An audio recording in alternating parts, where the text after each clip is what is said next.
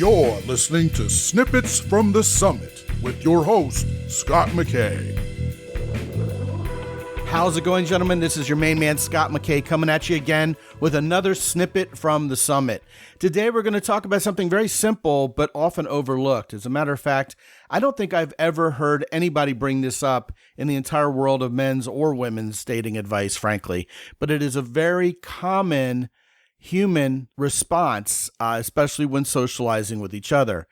And it's this: actions that we see or that we're privy to can be contagious. And it's really as simple as that. This isn't anything that needs to be overcomplicated or complex in any way, shape, or form. In fact, the most immediate example that comes to mind is whenever somebody yawns, it's amazing how everybody around them suddenly starts yawning also. As a matter of fact, I'm thinking about yawning, just thinking about yawning.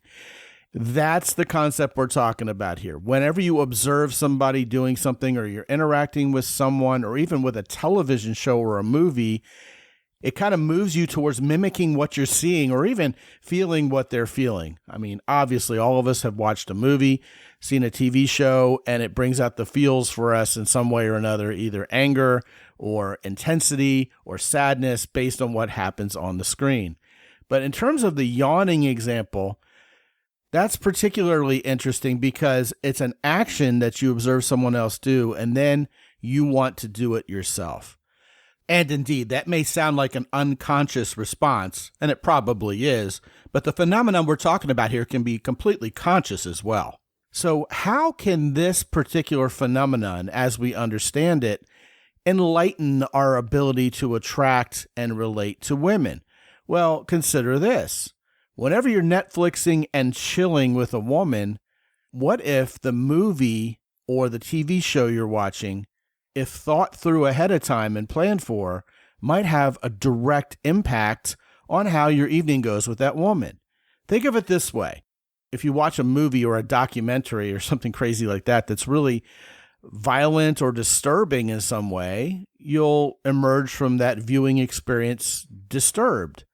But if you watch a TV show or a movie where there's some romance involved and a little bit of seduction, and finally the two main characters start making out in a really sensual way, it's kind of going to put you and her in the mood to do something similar. Aha, so you see the value here.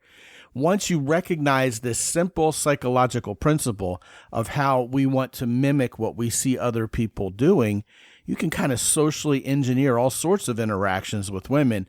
The limit is really just your imagination. And that can go for not only the movies and shows you tend to watch when you're Netflixing and chilling, but how you plan dates. What are the surroundings going to be? Are you going to be in a busy, chaotic place or in a sensual, romantic place? It's all up to you, and planning is everything. Just don't start yawning in front of her, because that would probably be a buzzkill. Want to talk about this or anything else? Scot at mountaintoppodcast.com. Be good out there. As always, visit mountaintoppodcast.com for more.